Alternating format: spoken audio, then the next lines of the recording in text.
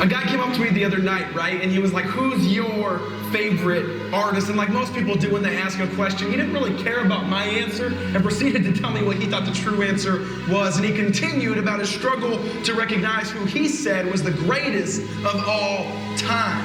He said, is it Shakespeare? Is it Frost, Picasso, Michelangelo? Is it the Beatles, Rembrandt, Michael Jackson, Beethoven? And he went on and on and on about who he thought was the greatest, not recognizing even his infrastructure to answer that question was misled and outdated. And so finally, I kindly smiled and said, okay, sir, you asked me who was the greatest of all time. Now, you tried to share yours, so let me share mine, because there's no debate about who is the greatest, because all those other artists you mentioned, yeah, the greatest made them. And see, this artist, he's a beast, a lion, the name above names. You don't even realize it, but you encounter his art every day. And he deserves all of the acclaim. He deserves all of the fame, because all other artists pass away, but he remains. Oh, by the way, his name is God, Yahweh, creator, your maker. He's infinitely creative, sir. There is no one greater. And I can tell it looks like you're starting to get mad at me, but don't be jealous just because your favorite artist might bend words and my favorite artist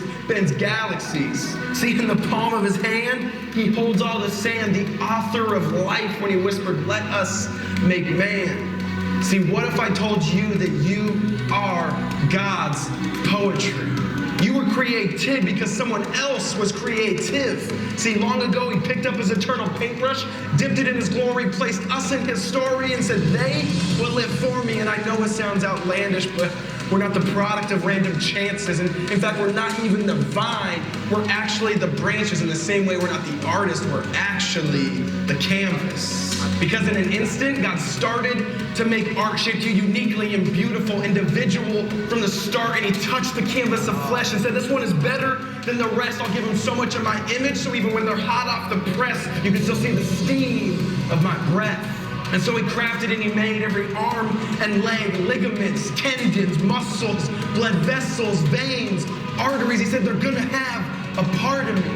And about that time, the guy butted back in and said, that sounds good and all, but I'm wretched and filthy. God won't use me, will he? And I said, see, that's what's awesome about God. No matter what we've done, he can still use us. Even though other artists, once they have broken equipment, they start to make excuses, God instead doesn't refuse us, and neither does he accuse us. He redeems us in Jesus, promises never to lose us. So stop saying that you're dirt. Stop saying you're scum of the earth. You ought to be careful about how you talk about someone else's work.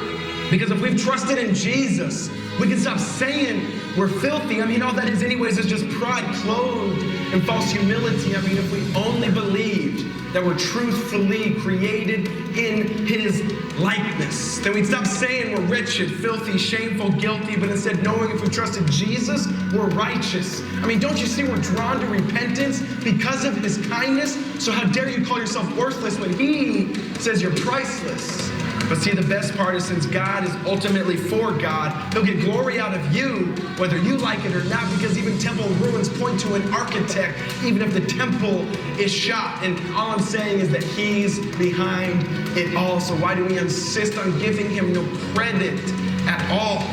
He's the one that gave Van Gogh the imagination that changed the face of painting. Tell me, who else is responsible for Mozart being able to compose at age 5 without formal training? See, he made the fingers that Beethoven used to make art on the keys. For Pete's sake, he made Stevie Wonder, one of the best musicians of our time, and he couldn't even see.